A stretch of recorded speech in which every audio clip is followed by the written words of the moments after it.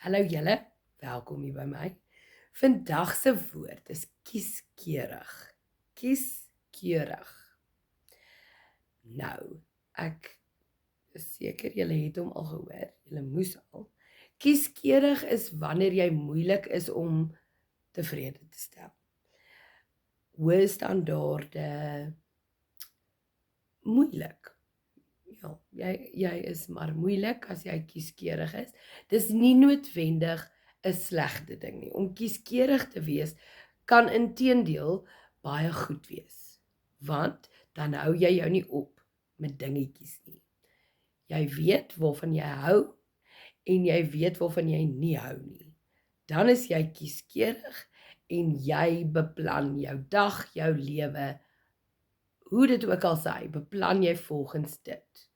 Dit is wat kieskeurig is. Susan met haar troue was baie moeilik om tevrede te stel, omdat sy totaal en al kieskeurig was oor letterlik alles tot die laaste vurk op 'n tafel. Maar op die ou einde was dit 'n pragtige bruilof en mens kon haar hand in alles sien. Kieskeurig. Ek hoop julle geniet hom. Ek hoop julle gebruik hom. Lekker dag.